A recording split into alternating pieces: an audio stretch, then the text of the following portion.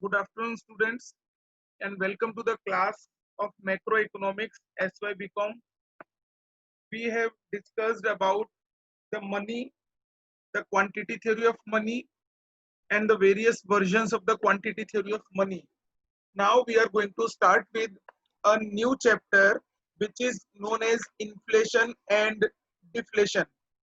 So today we will be discussing about the inflation and deflation.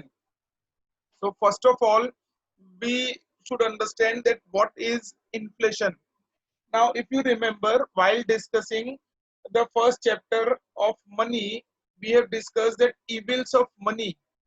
So money has brought many evils with it, and one of the evil is inflation. Now, inflation is prevailing in every country of the world. Now, in some countries, the extent of inflation is more. In another countries, the extent of inflation is less. But there is no country which is not having a problem of inflation. Now, this is the one of the problem which every economy has to face, and they have to tackle it very carefully, because until and unless you are not knowing the reason or cause of inflation, it is difficult to control the inflation. And with the intention of earning high GDP or more growth in economy, inflation is accompanied by that. So you cannot avoid inflation. So it is difficult to remove inflation, but we can reduce the inflation. So first of all, we'll see that what inflation is. Now, inflation is commonly understood as a situation of substantial and rapid general increase in the level of prices and consequent deterioration in the value of money over a period of time. It refers to the average rise in the general level of prices and fall in the value of money. So inflation is harmful for any economy because due to inflation, the value of money reduces or value of money falls. Now, inflation is related with the price rise. Now, when we are saying price rise, we are not concerned with the price of a particular commodity. We are concerned about the general increase in the price. That is why in the first uh, sentence it is written that it is a situation of a substantial and rapid general increase in the price level or level of prices. Now, general increase means the prices of everything is increasing in an economy. Now, we can say that the mobiles are becoming cheaper, or we can say the television is becoming cheaper, so there is no inflation. No, it is not a situation, because inflation is a combined effect of all the individual prices on economy. That is why we are more concerned about the general price level, not the particular price of a commodity. So in an economy, the prices of some commodities are falling, some commodities are increasing, and some commodities price are remaining constant. So when we'll see the net effect of all the three type of movements, that is known as the inflation. So inflation is indicating the general scenario which is prevailing in the economy, or we can say inflation shows the general picture of economy, what is happening in a economy. So inflation is always related to the rise in a general price level, not with a reference to a particular commodity. Now there are various definitions of inflation, and of course the person who gave the definition of money was also aware about the evil of money. So the same people have given the definition of inflation also. The first definition is given by the Professor Crowther. He has also defined the money. Now, in the words of Professor Crowther, a state in which the value of money is falling, that is, prices are rising. A state means situation. A situation in which the value of money is falling. And why the value of money falls? Due to price rise. If you remember, in discussing the quantity theory of money, we have seen that whenever the price level is doubled, its value is going to be half. That means the price level and value of money are inversely related. That means whenever the price will rise, the value will fall, and whenever price will fall, the value of money will rise. So according to Crowther, it is a state in which value of money is falling, that is prices are rising. Another definition which is given by is Paul Samuelson. Professor Paul Samuelson says inflation occurs when the general level of prices and cost is rising. The reason for increase in cost is the demand of more wages by the workers. Therefore, the increase in cost result into the increase in prices. That is your situation of inflation. Another definition which is given by Professor Parkin and Bade. So according to them, inflation is an upward movement in the average level of prices. It is opposite of deflation, a downward movement in the average level of prices. So inflation means upward movement in the price. Which price? Average level of price. That is what I said in the beginning, that some prices will increase, some prices will decrease, and some will remain as it is. So we have to take out an average, and if the average value is higher than the previous one, so we can say there is an inflation. So that is what Professor Parkin and Bade says. Inflation is an upward movement in the average level of prices. Its opposite situation is known as deflation, where downward movement in average level of prices are seen. Now we'll see the types of inflation. Now, the types of inflation can be classified on various parameters. We have to first identify that on what criteria we are going to differentiate between the types of inflation. It may be on the basis of rate of increase. It may be on the basis of the cause of increase. It may be on the basis of your that ability of a government to control or regulate that. So there are various types of inflation depending upon the criteria and parameter of classification. So first thing that what we are classifying is on the basis of rate of rise. At what rate, at what speed the inflation is increasing. On that basis, we can classify the inflation. First inflation is creeping inflation. Creeping means that it is growing at a very slow rate. Creep, that is walking, before walking it is a creeping. Sometimes it is also known as a crawling, like a child is crawling, ringna. So that means when the rise in prices is very slow, like that of a snail or a creeper, less than 3%, it is called creeping inflation. That is, the speed of inflation or movement of inflation is very slow. So it is known as a creeping inflation. Second one is your walking inflation. So creeping inflation converts or turns into walking inflation if we are not taking a proper care to reduce inflation or to maintain it at a creeping level.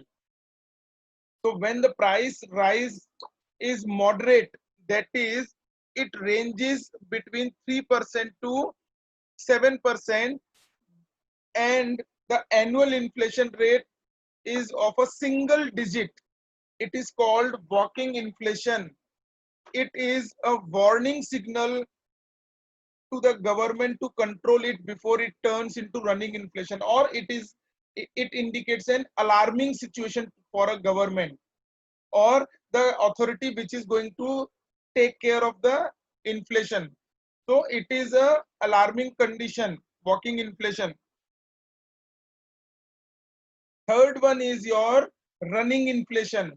That means when the price rise rapidly at a rate of speed of 10 to 20% per annum, it is called running inflation. Such inflation affects the poor and middle class adversely. Its control requires strong monetary policy fiscal measures. Otherwise, it leads to a hyperinflation. Hyperinflation is also known as a galloping inflation. Galloping means like horse is running in a galloping manner, jumping manner. So galloping inflation or hyperinflation. So if we are not able to control the running inflation through effective monetary and fiscal policy, it will convert into hyperinflation or the galloping inflation. Fourth one is your hyperinflation. It is also called by various names like jumping, runaway, or galloping inflation. During this period, prices rise very fast at double or triple digit rate from more than 20 to 100% per annum or more, and it becomes absolutely uncontrollable. Such situation brings a total collapse of the monetary system because of the continuous fall in the purchasing power of money. So people will lose faith in the government, or people will lose faith from the monetary authority of a country. So there will be a complete collapse of an entire monetary system, or even a government may collapse due to inability of controlling inflation. So this classification is on the basis of your speed of inflation, that at what rate inflation is increasing. Now further, we are having the inflation on the basis of situation, that at what time the war, at what time the inflation is occurring. So it is on the basis of time of occurrence, that is wartime inflation. It is due to the increased government expenditure on defense, which is often unproductive in nature, and uh, apportions and substantial production of goods and services out of total availability of war, which causes a downward shift in the supply. That means due to that government expenditure on defense, and the government have to reduce the production at a substantial amount. That means the money available is limited. So if government is financing the war equipments or arms and ammunitions for a protection of a country, so at the time of war the inflation will arise, because the money resources will be moving from productive to unproductive purpose. So the availability of goods and services will decrease, because the producer will not be having a that money to invest. So that is your wartime inflation. So this is a situation which is arising due to war. Next category is your post-war inflation, that is after war. After war, that is during immediate post-war period, it is found that disposable income of the community increases due to withdrawal of taxation. That is, after war, the government will that withdraw the tax, or government will give the tax relaxation. So government is not charging a tax. That means disposable income of community will increase. This will be resulting into the post-war inflation or increase in the prices. Disposable income is calculated by subtracting direct tax from the personal income. So when there is today I may be getting more income, but due to tax regime, I will not be able to use the income completely, because I have to pay a heavy tax on the income which I am earning. But post-war situation, that means after war, because in the war there is lot of destruction that took place in the economy. So to make the economy move forward, government is giving a tax relaxation. So due to relaxation in the tax, the disposable income or availability of money with the people will increase. As a result, the prices will increase and it will cause inflation. That is known as a post-war inflation. Another category is peace time inflation, normal time inflation. That means there is no economic crisis, or there is no crisis in the economy, still the inflation is taking place. That is known as a peace time inflation. A rise in the prices during normal period of peace, it may be due to the increased government outlay. Outlay means expenditure. So it may be due to the increased government expenditure in capital projects like national highways, construction of dams, industries having a long gestation period, that is waiting period. So a gap between money income and real wages develops. Thus, during planning era, when government expenditure increases, prices may increase and cause peacetime inflation. Another is your on the basis of ability to control.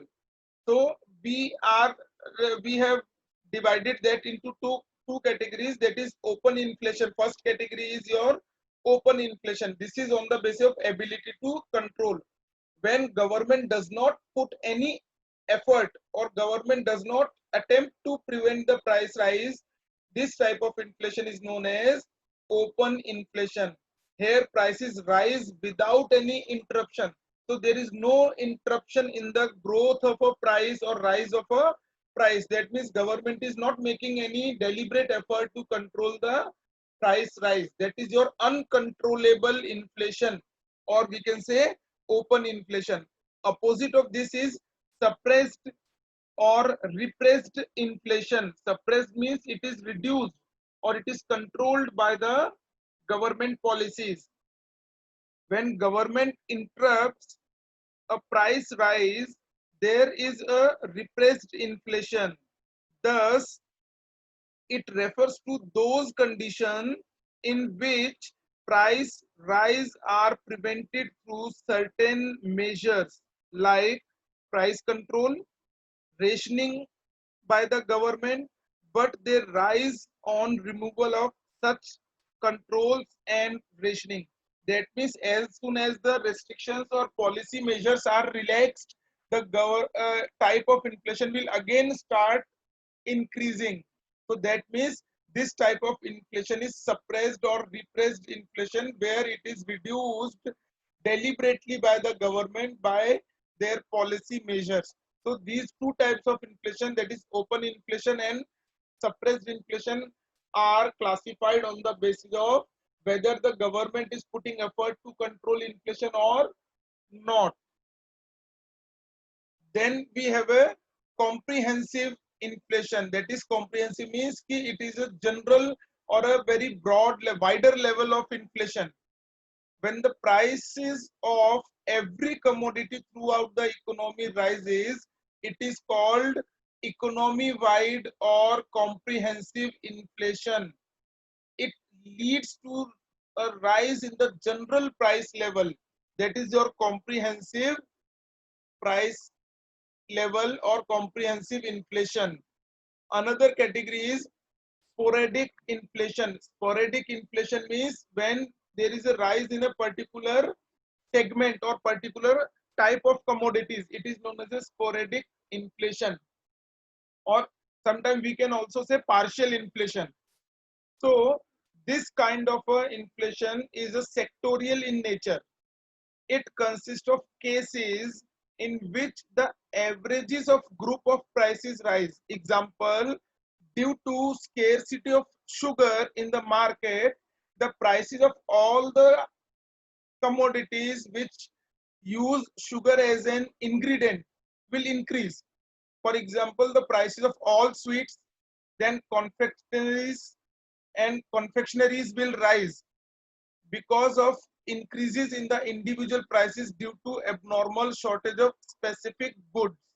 For example, during drought condition,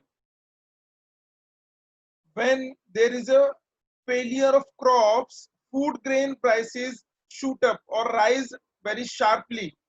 Here, direct control, if skillfully is used, it is beneficial. That means if you are able to use a direct control, then it is beneficial. So that is your sporadic inflation. Now, as far as the causes of inflation is concerned, there will be two causes of inflation. One is from demand side, another is from supply side. So one is your demand pull inflation, another is your cost push inflation. Cost push inflation is also known as a supply shock inflation. So demand pull inflation and supply shock inflation, this we will be discussing in our next class. So that's all for the today's class, and thank you very much for your kind attention.